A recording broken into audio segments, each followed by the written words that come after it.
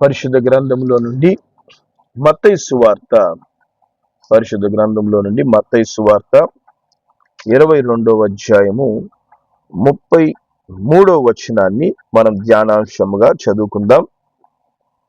దేవుని వాక్యం ఇక్కడ చెప్తుంది, ఆయన సజీవులకే దేవుడు కాని మృతులకు దేవుడు కాడని వారితో చెప్పెను. హల్లెలూయా. దేవుని నామాన్ని మహిమ కలుగును గాక. దేవుడు సజీవులకే దేవుడు కాని మృతులకు దేవుడు కాడు అని ప్రభు అయిన యేసు చెప్తున్నాడు. మరి సజీవులకు మృతులకును నేను దేవుడని అని సెలవిచ్చిన యేసు ఇక్కడ నేను సజీవులకే దేవుడను మృతులకు కాదు అని ఎందుకు చెప్తున్నాడు? ఎవరు సజీవులు, ఎవరు మృతులై ఉన్నారు? దేవుని వాక్యం చెప్తుంది. మరి ప్రకటన గ్రంథము 3వ అధ్యాయము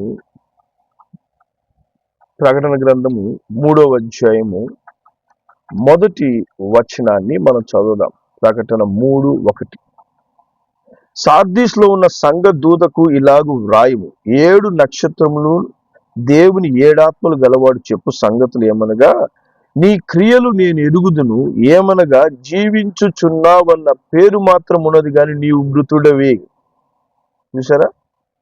జీవించుచున్నామనే పేరు ఉన్న మృతులు ఉంటారంట. పేరుకి జీవిస్తూ ఉంటారు, పేరుకు బ్రతికి ఉంటారు. బ్రతికి ఉంటారే కానీ దేవుడు ఏమంటున్నాడు? జీవించున్నావన్న పేరు ఉంది కానీ నీవు మృతుడవే. అందుకే యేసుప్రభు అంటున్నాడు, నేను జీవించే వాళ్ళకే దేవుణ్ణి కానీ మృతులకు దేవుడును కాను. మరి అలాగే మత్తయి సువార్త 8వ అధ్యాయము 22వ వచనం, మత్తయి 8:22వ వచనంలో 21, 22 వచనాలు మనం చదువుదాం. మరి ఇక్కడ వాక్యం చెప్తుంది, శిష్యులలో మరి ఒకడు, ప్రభువా, నేను మొదట వెళ్ళి నా తండ్రిని పాతి పెట్టుటకు నాకు సెలవిమ్మని ఆయన అడగగా, యేసు అతన్ని చూచి, నన్ను వెంబడించుము, మృతులు తమ మృతులను పాతి పెట్టుకొననిమ్మని చెప్పెను. హల్లెలూయా. మృతులు తమ మృతులను పాతి పెట్టుకొననిమ్మని యేసయ్య చెప్తున్నాడు. అంటే ఆ శిష్యుడు అంటున్నాడు, ఏం చెప్తున్నాడు? మంచి మాట చెప్తున్నాడు.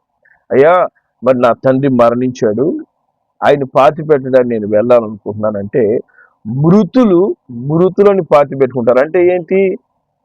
ఆ చనిపోయిన వ్యక్తిని తీసుకుపోయే వాళ్ళందరూ మృతులని పాతి పెట్టుకుంటారు. నీవు నన్ను వెంబడించు అంటే ఎటువంటి మృతులు వీళ్ళు? ఏ విధంగా వీళ్ళు మృతులు? యేసు ప్రభు అంటున్నాడు, నేను సజీవులకే దేవుడను, మృతులకు కాదు. హల్లెలూయా. మరి ఎవరు ఈ మృతులు అని మనము గమనిస్తే దేవుని వాక్యం చెప్తుంది. ఎఫెసీయులకు రాసిన పత్రిక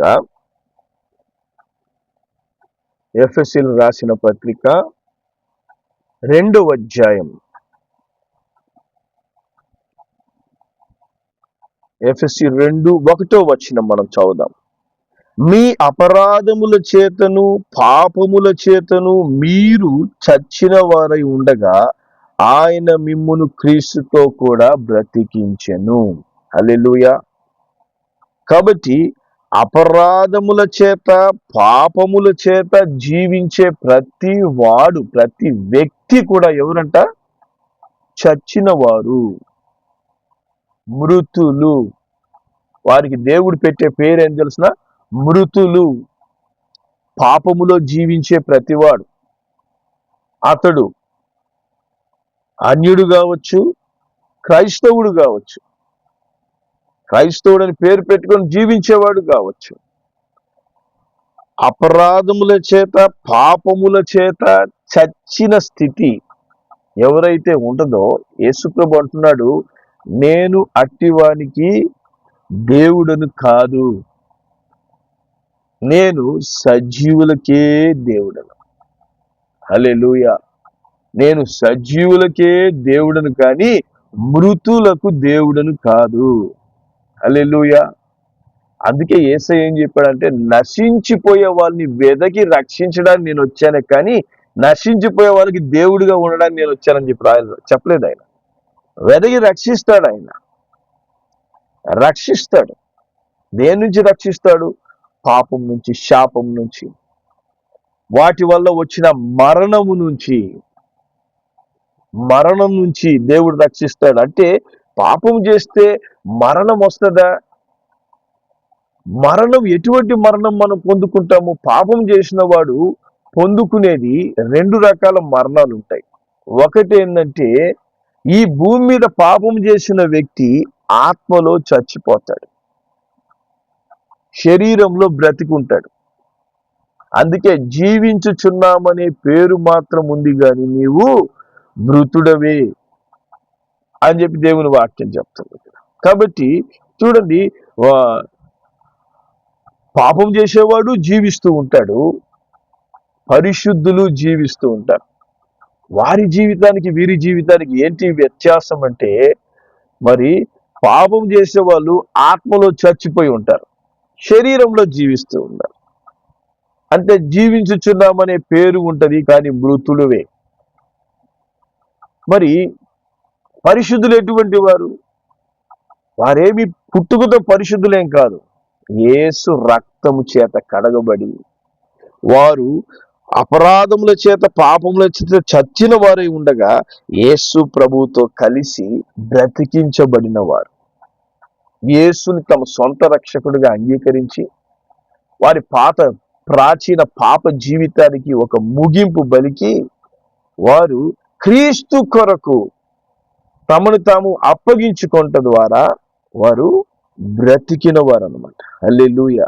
యేసు ప్రభు అంటున్నాడు, అట్టి సజీవులకే నేను దేవుడను, అట్టి జీవించే వాళ్ళకే నేను దేవుడను. అంతేకాని పాపములో జీవించే వాళ్ళకి, పాపం నుంచి బయటికి రాకుండా పాప జీవితాన్నే కోరుకుంటూ పాపంలో మునిగి తేలుతూ పరిశుద్ధుల వలె నటించే వారికి నేను ఎన్నటికీ దేవుడను కాదు. అందుకే ఆయన శిష్యులతో ఆయన ఏమంటున్నాడంటే, మృతులని పార్టీ పెట్టుకుంటారు, నువ్వు సజీవుడు అయ్యావు, నువ్వు ఇక నన్ను వెంబడించు, మృతుల వెంట వెళ్ళొద్దు.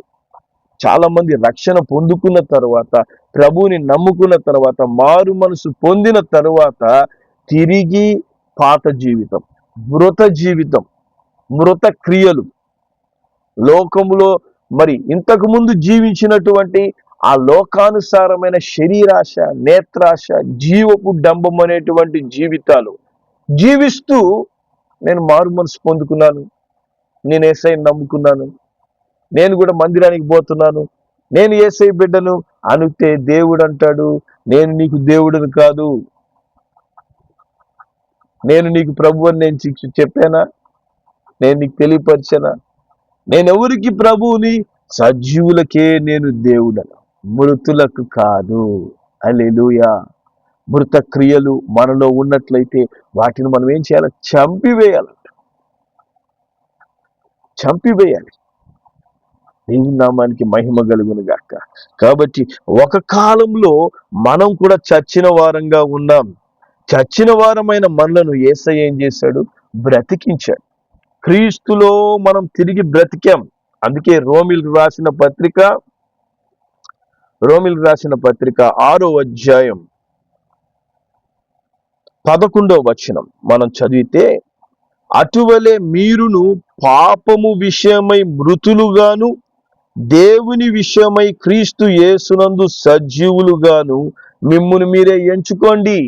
హల్లెలూయా. దేవుని నామానికి మహిమ కలుగును గాక. పరిశుద్ధాత్మ దేవుడు ఎంత చక్కగా చెప్తున్నాడు చూడండి. మీరు క్రీస్తులో బ్రతికిన వారు. మనం కూడా చచ్చిన వారంగానే ఉన్నాం. ఒక కాలంలో మనం చేసిన అపరాధాలు, పాపాలు ఏం చేసాయి? మనల్ని చంపివేశాయి. ఎక్కడ చంపివేశాయి అంటే, శరీరంలో చంపేయలేదు, ఆత్మలో చచ్చిపోయినాం. ఆత్మలో చచ్చిపోయిన మన ఆత్మను యేసు ప్రభు ఏం చేశాడు? తన రక్తంతో కడిగి పరిశుద్ధపరిచి కొత్త జీవితాన్ని, క్రీస్తునందు వారు నూతన సృష్టి, ఇదిగో పాత జీవితం గతించిపోయి సమస్తము కొత్తవైంది అని ఒక నూతన జీవితాన్ని యేసయ్య ఇస్తే, ఆ నూతన జీవితాన్ని మళ్ళా మూసిపెట్టేసేసి ఆ శిష్యుడు చెప్తున్నాడు, మృతులతో పాటు నేను వెళ్ళేసి వస్తాను, మృతులతో పాటు నేను సహవాసం కలిగి ఉంటాను, తిరిగి లోకముతో నాకు పరిచయం కావాలి, లోక క్రియలు నేను చేయాలన్నప్పుడు యేసే అంటున్నాడు, మృతులను పాతి పెట్టుకుంటారు, నువ్వు నన్ను వెంబడించాల్సిన వాడివి, ఎందుకంటే నేను నిన్ను రక్షించాను, పాపము నుంచి శాపము నుంచి నీకు విడుదలిచ్చాను. ఎందుకోసం? పాపములో జీవించడానికి కాదు. పాపములో పట్టబడినటువంటి స్త్రీతో యేసయ్య ఏమంటున్నాడు, ఎవరు నిన్ను శిక్షించలేదమ్మా, నేను కూడా నిన్ను శిక్షించను, కానీ నువ్వు చేయాల్సిన పని ఒకటి ఉంది. ఏంటది? ఇక ఇంటికి వెళ్ళి పాపం చేయొద్దు, ఇంటికి వెళ్ళి పాపం చేసుకో, నేను నీకు శిక్షించడం లేదు కాబట్టి వెళ్ళిపో, వెళ్ళి నువ్వు ఇష్ట ప్రకారం పాపంలో జీవించు అని యేసయ్య చెప్పలేదు. ఇక ఇంటికి పోయిన తర్వాత నువ్వు పాపం చేయకూడదు. చాలా మంది ఇంటికి పోయిన తర్వాత పాపం చేస్తున్నారు. లోకంలోకి వెళ్ళినాక పాపపు క్రియలలో మునిగి తేలుతూ ఉన్నారు.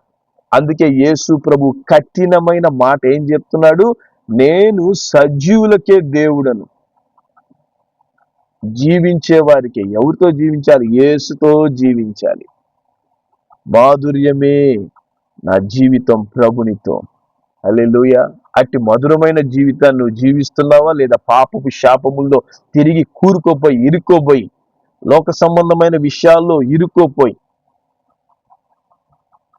నువ్వు నలిగిపోతూ చచ్చిన స్థితిలో ఉన్నావా? ఈరోజు యేసు నిన్ను బ్రతికిస్తే మళ్ళా మృతుడుగా ఉంటున్నావా? అందుకే యేసే అంటాడు, మరి జీవించుచున్నామనే పేరు నువ్వు కలిగి ఉన్నావు, కానీ మృతుడుగా ఉన్నావు. మృతులకు నేను దేవుణ్ణి కాదు, మృతులకు దేవుణ్ణి కాదు. అందుకే మనం ఏం చేయాలంట? పాపం విషయమై మృతులుగా ఉండాలి. యేసయ్య నీ దేవుడై ఉండాలి అంటే మనము పాపం విషయమై మృతులుగాను, దేవుని విషయమై క్రీస్తు యేసునందు సజీవులుగాను మిమ్మును మీరు ఎంచుకొని ఇకపై జీవించండి. ఇకపై మనము యేసయ్య నా దేవుడు, నేను ఆయన ద్వారా రక్షించబడ్డాను, నేను యేసు బిడ్డని అని నమ్మిన వ్యక్తి ఇకపై ఏం చేయాలంట? పాపమునకు చచ్చిపోయి, లోకమునకు చచ్చిపోయి క్రీస్తునందు సజీవులుగా మనము జీవించాలి. హల్లెలూయా.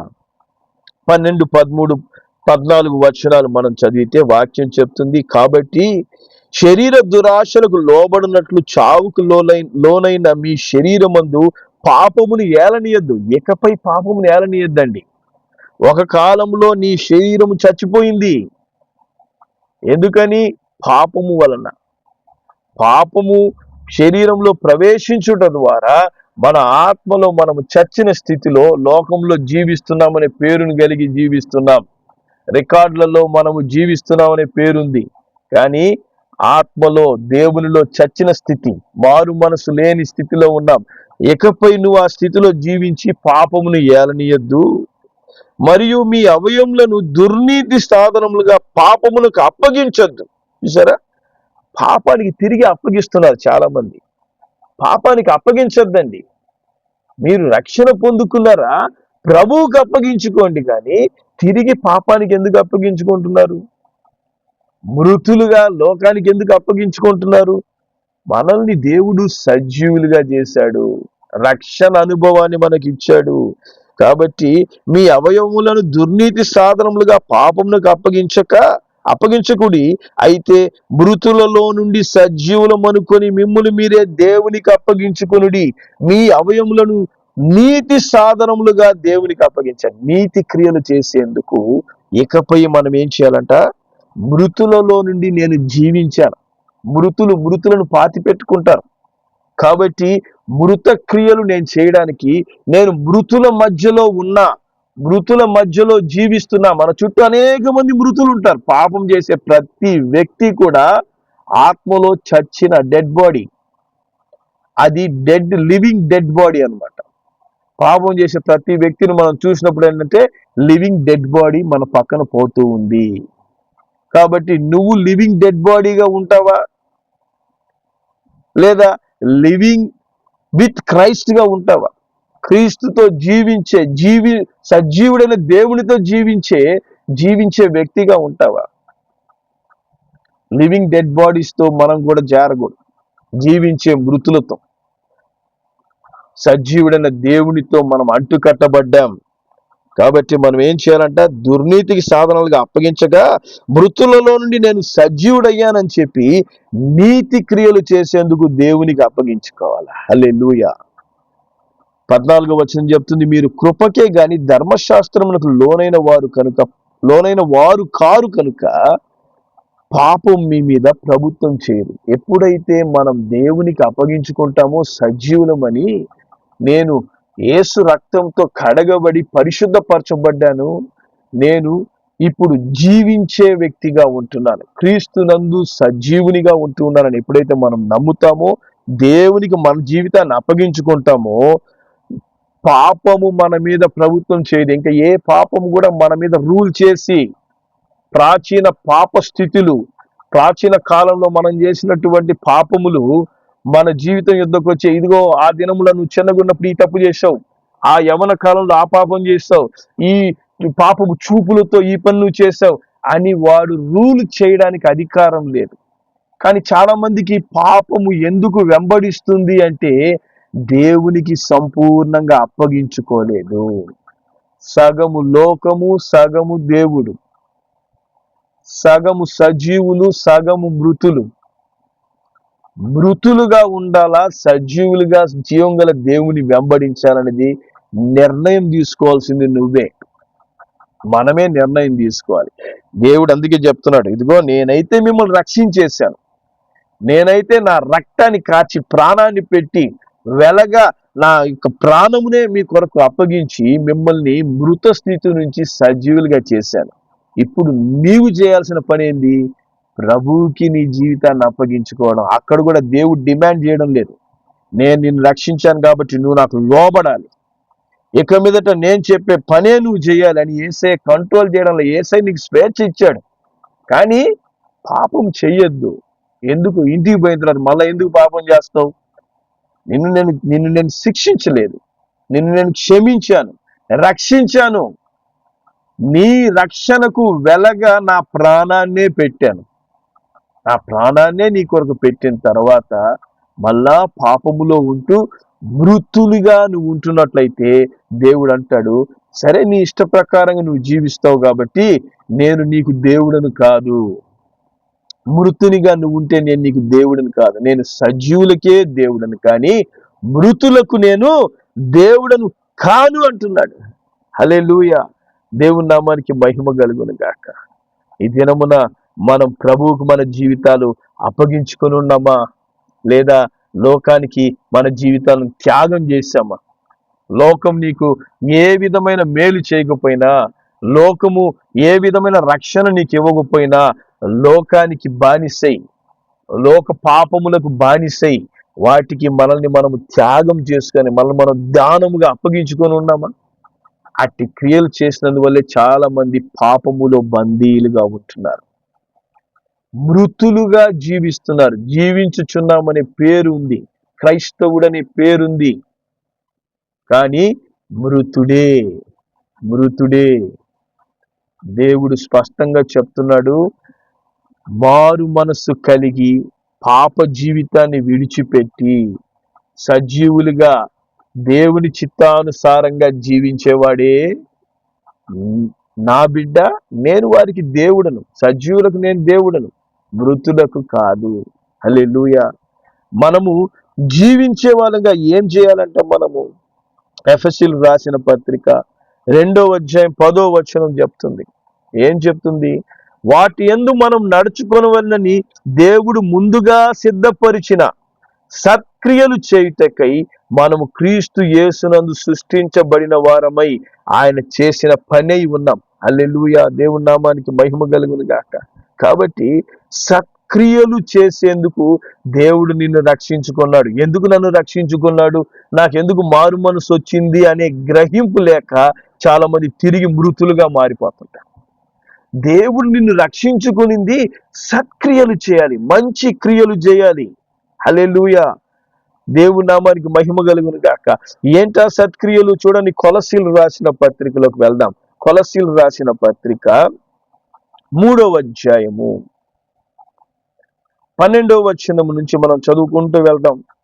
17 వరకు మనం చదవచ్చు. కాబట్టి ఇక్కడ వాక్యం ఏం చెప్తుంది? కాగా దేవుని చేత ఏర్పరచబడిన వారును పరిశుద్ధులను ప్రియులైన వారికి తగినట్లు మీరు జాలిగల మనస్సు. సత్క్రియల్లో మొదట మనలో ఉండాల్సింది ఏంటి? జాలిగల మనస్సు. జాలి మనలో ఉందా? కోపముతో కక్షలతో మన హృదయాన్ని నింపుకొని ఉన్నామా? మృతులుగా మనం ఉన్నాం. దయాలుత్వం, వినయం, సాత్వికం, దీర్ఘశాంతం ధరించుకొనండి. ఇవి మనం చేయాలి. దయ కలిగి ఉండాలి, వినయము కలిగి ఉండాలి, సాత్వికముతో ఉండాలి, దీర్ఘశాంతము, ఓర్చుకునే స్వభావం. ఇవన్నీ ఏంటి? సజీవుల్లో ఉండేటువంటి స్వభావాలు. సజీవుడు ఒక వ్యక్తి క్రీస్తులో జీవిస్తుంటే ఈ స్వభావాలు ఉంటాయి.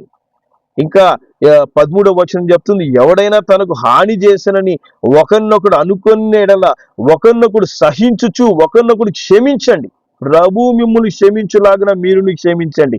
ఎప్పుడు క్షమిస్తున్నాం మనం? మనకు క్షమాపణ అనే పదానికి అర్థం లేదు మన డిక్షనరీలో. మన డిక్షనరీలో ఒకరిని మనం క్షమించాం జీవితంలో. అప్పుడు మనం ఎవరు?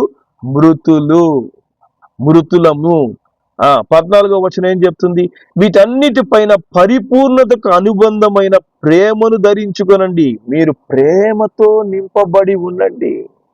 హల్లెలూయా. పైకి ప్రేమ కాదు, హృదయ అంతరంగం నుంచి వచ్చే దేవుని ప్రేమ, స్వచ్ఛమైన ప్రేమ, అన్నిటినీ క్షమించేటటువంటి హృదయపూర్వకమైన ప్రేమ మనం ధరించుకోవాలంట. దేవుని నామానికి మహిమ కలుగును గాక. అలాగే 15వ వచనం ఏం చెప్తుంది? క్రీస్తు అనుగ్రహించు సమాధానం మీ హృదయంలో ఏలుచుండనీయుడి. ఇందుకొరకే మీరొక్క శరీరంగా పిలువబడితిరి మరియు కృతజ్ఞులై ఉండుడి. హల్లెలూయా. మీ హృదయాల్లో సమాధానం ఉందా? సమాధానం మీ హృదయాన్ని ఏలుతుందా? కలవరం మీ హృదయాలను ఏలుతూ ఉందా? ఏది ఏలుతుంది మీ హృదయాన్ని? కలవరం ఏడుతుంది అనంటే మనము మృతులుగా ఉన్నాము, చచ్చిపోయిన వారిగా ఉన్నాం. పైకి బ్రతుకుతున్నామనే పేరుంది, కానీ చచ్చిన వారం మనము. ఎలాగా? మనలో సమాధానం లేదు. సమాధాన కర్త అయినటువంటి ప్రభు నీలో నివసించడం లే. ప్రతి విషయమును ప్రభువుకి చెప్పినట్లయితే దేవుని యొక్క గొప్ప సమాధానం నీ హృదయాన్ని ఏలుతుందని వాక్యం చెప్తుంది. అటు సమాధానం మన హృదయంలో ఎప్పుడు ఉండదు కదా. ఎప్పుడు కలవరం, దిగులు, బాధ, ఏడుపు, అన్ని విధాలైనటువంటి సమస్యలు మన హృదయాలు నింపి ఉంటాయి. అప్పుడు మనం ఎవరు? మనము మృతులము. అన్ని పరిస్థితుల్లో ప్రభు అనేవాడు నా వెంట ఉన్నాడు, అన్ని ఆయన సరి చేస్తాడు. ఆయనకు నా జీవితాన్ని అప్పగించుకున్నప్పుడు, ఆయన నా రక్షకుడై ఉన్నప్పుడు ఆయన యొక్క సమాధానం ఎప్పుడు నాకు తోడుగా ఉంటది అని దేవుని సమాధానాన్ని హృదయంలో కలిగి ఉండకపోతే మనకు ప్రభువు నేను నీకు దేవుడిగా ఉండనని చెప్తున్నాడు. ఒకటే మాట, నేను నీకు దేవుడిగా ఉండను. ఎందుకని? నువ్వు మృతక్రియలు హృదయంలో పెట్టుకొని ఉన్నావు. జీవించుచున్నామనే పేరు మట్టుకే ఉంది కానీ మృతుడవే. నేను సజీవులకే దేవుడను. హల్లెలూయా. ఏదైనా నువ్వు జీవిస్తున్నావా, మృతులుగా ఉన్నావా? కింద వచనాలు మనం చదివితే ఇంకా వాక్యం ఏం చెప్తుంది? మనం ఏమి చేసినా, మాట చేత కానీ క్రియ చేత కానీ ఏమైనా చేసినా దేవుని స్తుతి చెల్లిస్తూ చేయండి. అందరూ చక్కగా ఏం చేయాలంటే 16వ వచనం చెప్తుంది, సంగీతాలతో, కీర్తనలతో, ఆత్మ సంబంధమైన పాటలతో ఒకరినొకరికి బోధించండి, బుద్ధి చెప్పండి, ప్రేమ కలిగి ఉండండి, అన్ని విషయాల్లో దేవుని వాక్యానుసారంగా జీవించండి అంటుంది. వాక్యానుసారంగా మనం ఎప్పుడు జీవించమే, వాక్యమే మనకు తెలియదు.